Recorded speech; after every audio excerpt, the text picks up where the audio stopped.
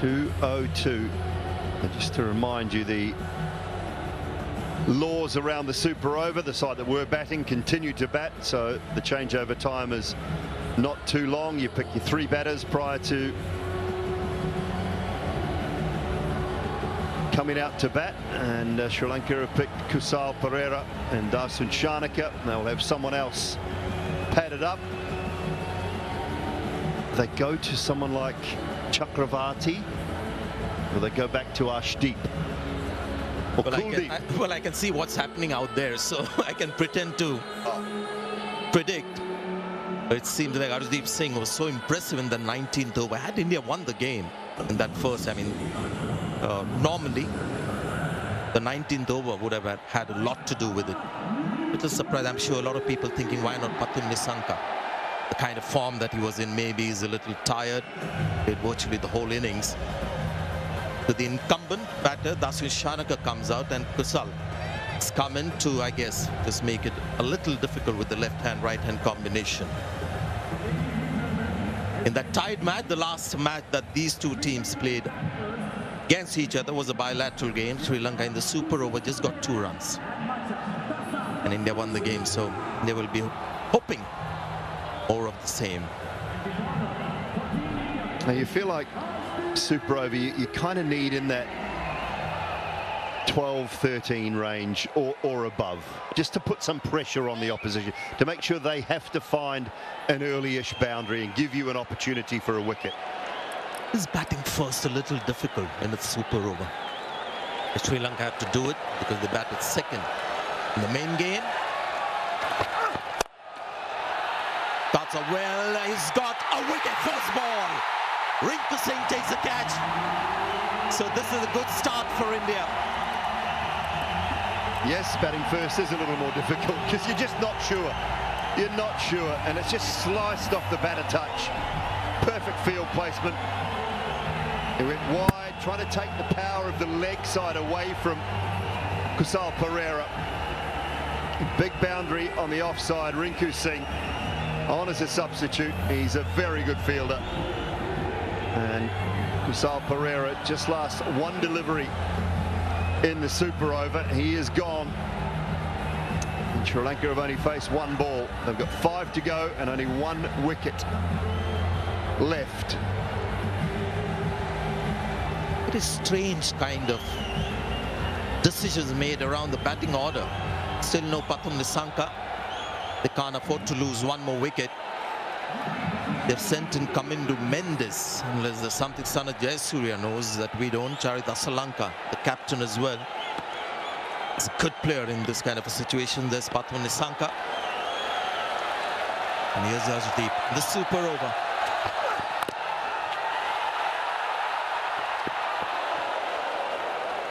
Plenty happened there, just for 1 run. They're looking for that reverse scoop. Toe into the bat. I wonder how close this would have been if Arshdeep had managed to right-foot it onto the stumps. Just loving the body language of Arshdeep. He seems to enjoy this kind of a challenge. Oh, that hit the stumps would have been curtains for Sri Lanka. In fact, that is how he made his name, Simon. I remember Punjab Kings in the IPL when he was so impressive with his death overs. When he started playing for India, that we saw him good with the new ball too. So this is what he does best. They are making the right choice. Spin would have been too much of a gamble. Shanaka on strike.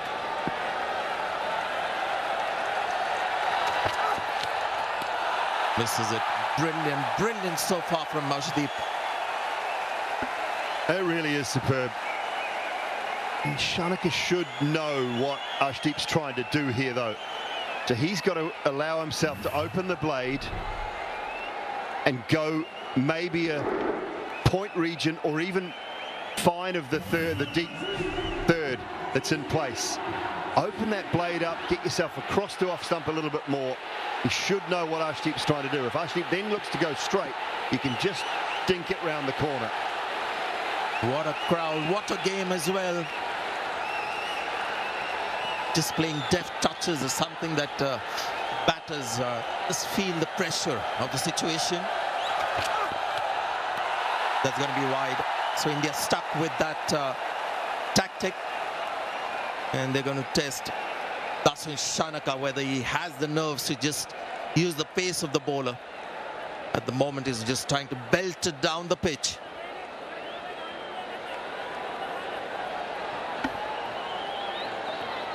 Well, India have played 5 super overs in T20 cricket.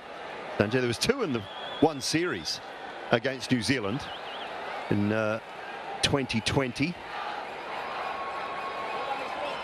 Had 1 tie, tied up after the super over. They beat Afghanistan and Sri Lanka in 2024 as well.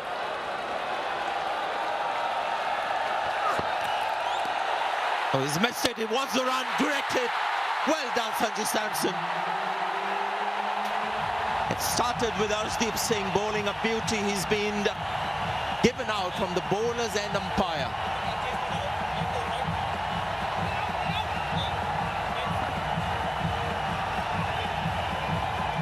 Well, that has been a superb super 4 deliveries from Arshdeep.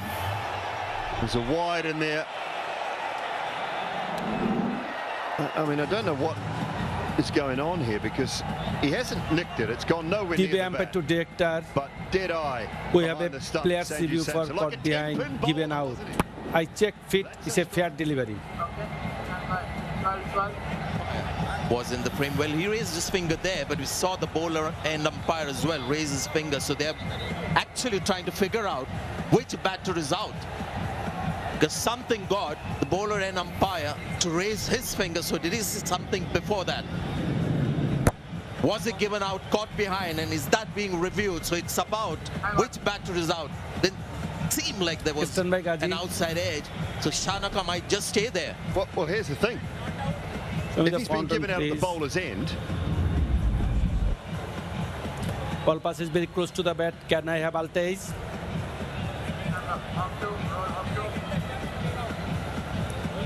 Keep rolling. Flat line, keep rolling.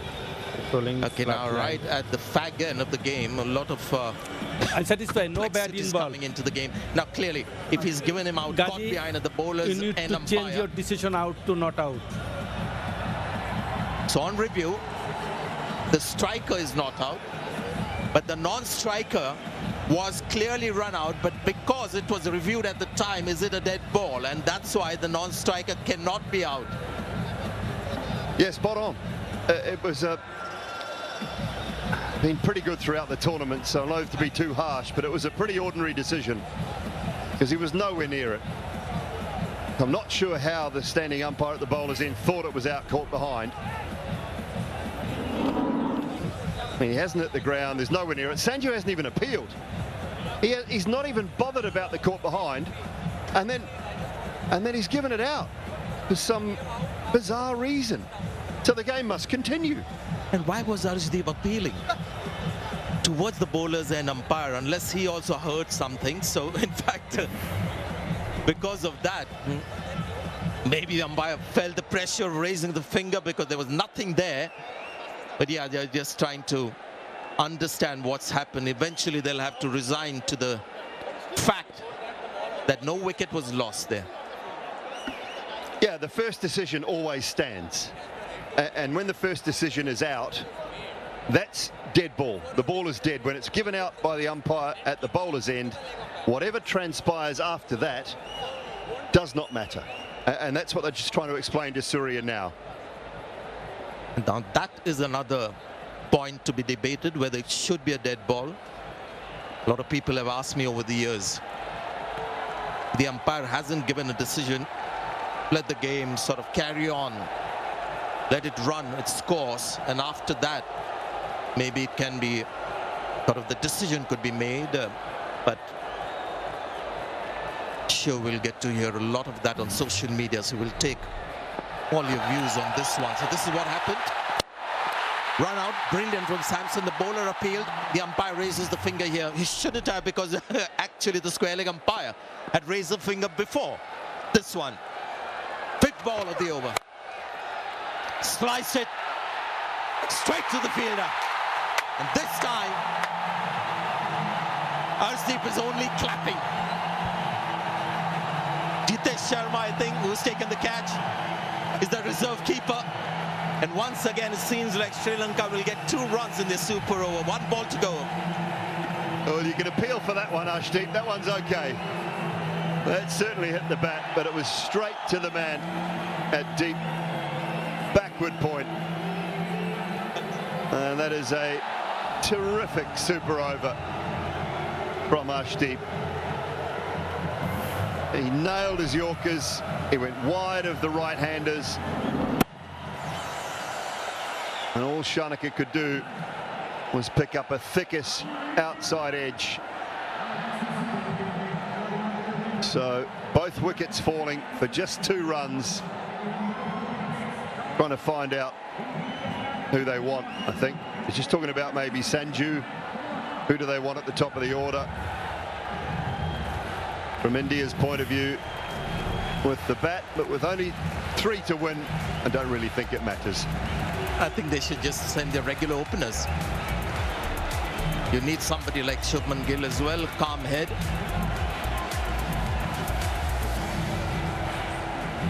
Abhishek Sharma will find this a little difficult to do. Just 3 runs to win in and over. And I tell you what, all the Sri Lankan fans who've come today, there are lots of Indian fans as well. This is a match of no consequence, but they've taken the trouble of coming to the ground and packed the stadium. And the game has responded in kind. They've deserved it. Just a great atmosphere here at the Dubai International Stadium. Yeah, when they get the crowds in here, it is a terrific cauldron. Sound sort of comes off the canvas shelvings at the top and booms back out into the middle of the ground as well. So the players love it when the crowd are in. I'm sure they'll be packed to the rafters on Sunday afternoon. But the Bangladesh game a couple of nights ago, or last night actually, and the night before, the India game was, they were terrific crowds. This has probably been the best of the tournament, I think, this one.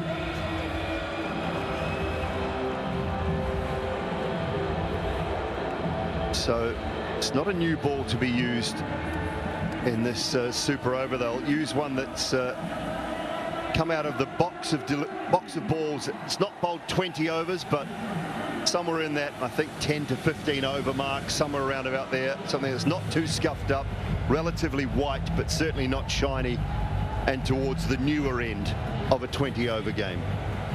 Not that we've got some time, and the fever has just died down a little bit. Strange batting order from Sri Lanka. Couldn't understand why Pathum Nissanka didn't come out, and then Kamindu as well coming at the fall of the first wicket. Couldn't understand that. Yeah, I'm with you on that. Unless he's decided himself that he was just too tired or couldn't manage it. It's a reminder of what transpired in the game proper. Super over, India will require 3 to win. But yeah, I mean, it could have only been his decision, I think, Sanjay. I don't think there's any other way to look at it. A man who's just hit a blistering 100, a magnificent innings to get Sri Lanka all but to a victory. Must have been his decision to say, look, I can't manage it. I'm too tired. But yeah, it was an interesting batting order. But the captain himself could have been a good choice, along with Shanaka, left-hand, right-hand combination as well. Seems like, I mean, just the way Wanindu was looking at the ball, he might be the bowler bowling the super over, and it's a good call. They might have the field in, build some pressure on, as we thought India will not mess around. There's a good chance Abhishek and Shubman will come out. And there's a very good chance Abhishek will try and finish it very first ball. So I think, it's not Abhishek. Oh, disappointment. I don't know, maybe I'm reading too much into it. Maybe they get a sense that Wanindu might bowl the 1 over. Might as well go and have a crack at it. This is what the captain is saying there. He is taking the cap off. But yes, Surya Kumar Yadav has come in. Hasn't been amongst the runs, but doing the right thing as captain, leading from the front. It looks very relaxed, and India not really worrying about the left-hand, right-hand combination. Well, maybe they're superstitious as well, Sanjay, a little bit, because the tied game that Sri Lanka and India played, the last one, it was Surya Kumar Yadav who came out and opened the batting and hit the first ball for 4 when they were chasing 3. Just amazing coincidences. Can you imagine the last game between these two teams was a tie? Super over. Sri Lanka batted first, got 2 runs, and same opening pair. Can you imagine? Shubman Gill hasn't played before this Asia Cup tournament, the T20 matches. It was Shreyas Iyer who was in the team. So Shubman Gill has come in. So amazing coincidences. Let's see whether that happens too. Julie, whether the first ball gets hit for 4. I expect a field that's going to put all kinds of pressure on Surya Kumar Yadav, as they would expect. So now they've got 5 fielders for a dab, for a single, and they'll be right up to save the single. But if they look to play the big shot on the leg side, they've got 3 boundary riders. Nobody on the offside, 3 on the leg, 1 straight down at long off, and 5 fielders inside the circle. You'd suggest that the field is set to bowl wrong-ins. Hasaranga have the wherewithal to maybe bowl a slow leg spinner to start. Class of the man. Won't go all the way, but very calmly done.